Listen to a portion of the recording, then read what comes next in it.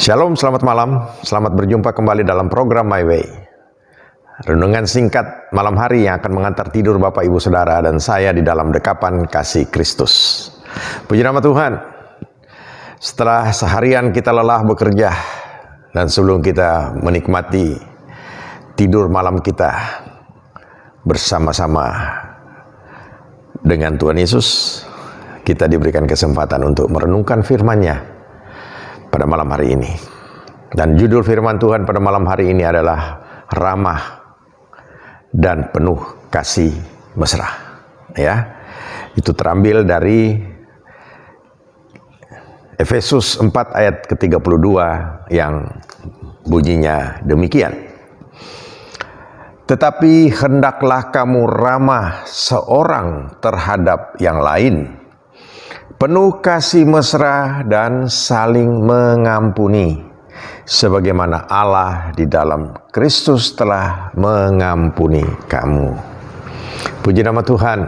Bapak Ibu Saudara, pada episode yang sebelumnya ya, saya sudah sampaikan bagaimana ya kita sebagai manusia itu jangan menjadi marah, dan marah itu disimpan sampai matahari terbenam, dan jangan sampai kemarahan kita itu kemudian ya kita dipengaruhi oleh si iblis itu. Nah, ini semua masih di dalam satu perikop yang sama, menjadi manusia yang baru ya, manusia yang baru ya. Dan ayat ke-32 ini adalah ayat penutup dari perikop ini mengenai manusia yang baru. Salah satu karakter manusia yang baru itu adalah ya ramah dan penuh kasih mesra. Bapak Ibu Saudara, firman Tuhan mengingatkan kepada kita dan kita syukuri. Kenapa? Karena Tuhan sangat mengasihi saudara dan saya ya. Bahkan kita yang setiap malam ya sebelum beristirahat disapa oleh firman Tuhan, ini merupakan satu anugerah yang luar biasa.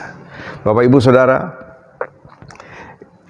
kalau kita berbicara tentang ya ramah dan penuh kasih mesra di sini, Bapak Ibu Saudara ya, ini bukan berarti ya kita ini hanya melakukan itu dengan basa-basi, tapi yang Tuhan inginkan ya kita lakukan itu dengan positif di dalam kehidupan kita. Ya, di situ dikatakan hendaklah kamu ramah. Ya, di sini adalah kata kerja. Hendaklah itu adalah satu kata kerja yang berarti kita harus terus membuktikan keramahan kita. Ya, kalau sebelumnya jangan marah. Jadi jangan terus-menerus menunjukkan kemarahan kita, tapi kali ini kita terus-menerus menunjukkan keramahan kita sebagai manusia yang baru. Bapak Ibu Saudara, mungkin kehidupan kita yang lama, hidup kita ya seperti itu ya. Hari-hari penuh dengan kemarahan, hari-hari tidak ramah ya. Kenapa? Karena dari diri kita sendiri, dari ego kita yang kemudian dipengaruhi oleh si iblis itu ya. Nah, Bapak Ibu Saudara, kita melihat di sini kita harus membuktikan keramahan kita itu bukan basa-basi ya. Bukan pura-pura, bukan ditutup-tutupi supaya kelihatan wah orang ini ramah banget ya, baik banget dia, padahal di balik itu tindakannya sangat bertentangan ya. Ada orang saudara kelihatannya tutur katanya begitu manis ya. Kalau dia berbicara kepada orang lain, kelihatannya waduh baik sekali, ya, manis sekali. Tapi di balik semua itu ternyata, saudara, hatinya penuh dengan kedengkian, ya. Sehingga yang dia lakukan itu bukanlah satu sikap yang ramah, tetapi justru melakukan sikap-sikap yang justru menyakitkan hati orang lain. Bapak Ibu Saudara, ya, ada orang pepatah di luar sana dikatakan bahwa orang itu ya wajahnya manis tapi hatinya busuk. Ya, Itu kenyataan yang ada. Orang itu dapat bersandiwara dengan menunjukkan muka yang manis, kata-kata yang manis, ya, kata-kata yang lemah lembut. Tetapi di balik itu, ya, ibaratnya orang di sana katakan bagaikan si ular yang meliuk-liuk dengan lemah gemulai, ya. Tetapi begitu ada kesempatan, si ular itu akan mencaplok, menggigit, ya, mengeluarkan bisanya dan mematikan orang yang digigitnya. Nah, ini kita lihat, saudara. Mari kita belajar untuk menjadi manusia yang baru, untuk tidak melakukan hal-hal yang demikian.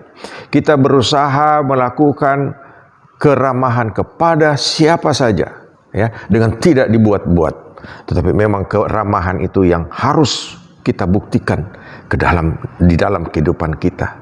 Kemudian dikatakan di situ penuh kasih mesra.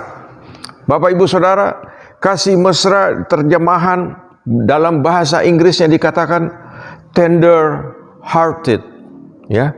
Jadi kelemah lembutan hati, ya. Terjemahan hurufiahnya, ya. Saya ulangi lagi, tender hearted, kelemah lembutan hati. Di sini sangat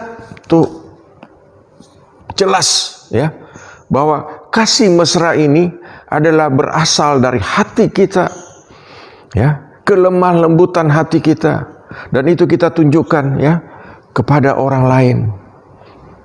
Bagaimana kita memperhatikan mereka dengan hati yang penuh lemah lembut, ya, bukan dengan kebencian, ya, bukan dengan kemarahan. Kenapa? Karena kita sudah adalah manusia baru. Saudara dan saya sudah menjadi ciptaan yang baru di dalam Yesus Kristus, ya. Dan kemudian kita lihat di situ saling mengampuni, ya. Ayat berikutnya dikatakan saling mengampuni. Memang saudara, di dalam kehidupan ini terkadang kita melakukan sesuatu yang mungkin tanpa kita sadari sudah menyakiti orang lain. Kalau kita tahu hal yang seperti itu terjadi, kita berusaha untuk, ya, meminta maaf, ya. Saya juga sering lakukan itu, ya. Ada orang yang lebih muda dari saya, dia katakan, kamu sudah menyakiti hati saya. Ya, karena saya sadar bahwa, oh ya, tanpa saya sadari, ya, mungkin kata-kata saya, mungkin sikap saya, ya, mungkin perilaku saya sudah menyakiti dia. Saya dengan kerendahan hati saya datang, kemudian saya katakan, maafkan saya, ya. Itu adalah sikap yang Tuhan inginkan terjadi dalam kehidupan kita sebagai manusia yang baru, untuk saling mengampuni. Begitupun, ya, kalau orang yang sudah menyatakan maafkan saya, ya kita harus maafkan, saudara. Jangan lagi disimpan-simpan. Kalau kita simpan jadi akar pahit. Nah, kalau sudah menjadi akar pahit, hidup kita akan jadi pahit, saudara, ya. Belajar kepada merpati, tidak punya empedu katanya, sehingga merpati dikatakan tidak pernah, ya, menyimpan dendam, ya. Di nama Tuhan, ya. Kita melihat contoh yang terutama di dalam kehidupan rohani kita, yaitu Tuhan kita, ya. Dikatakan berikutnya, sebagaimana Allah di dalam Kristus telah mengampuni kamu, ya. Allah di dalam Kristus telah mengampuni kamu. Pada episode yang sebelumnya saya sudah katakan, ya, Allah sudah mengampuni kita, ya. Allah marah karena dosa kita, dosa daripada manusia. Tetapi pada saat yang sama juga Allah mengampuni kita dengan memberikan Yesus Tuhan sebagai juru selamat kita. Dia mati di atas kayu salib ganti saudara dan saya, sehingga hubungan kita tadinya putus dengan Allah akhirnya menjadi disambung kembali, ya, sehingga kita mendapatkan apa yang menjadi hak kita, ya. Hak kita, saudara mempunyai hak, yaitu sebagai anak Allah. Sebagai anak Allah, saudara dan saya, kita mempunyai hak mewarisi kerajaan Allah. Oleh karena itu, saudara, mari kita belajar, ya, hari lepas hari untuk menjadi manusia yang baru. Dan saya yakin dan percaya, kalau kita lakukan ini dalam kehidupan kita, hidup kita semakin menjadi seperti Kristus. Dan tiba saatnya nanti, kita akan hidup bersama-sama dengan Dia di dalam kerajaan sorga. Puji nama Tuhan. Tuhan Yesus memberkati. Selamat beristirahat dan tetap semangat di dalam iman kepada Kristus. Amin.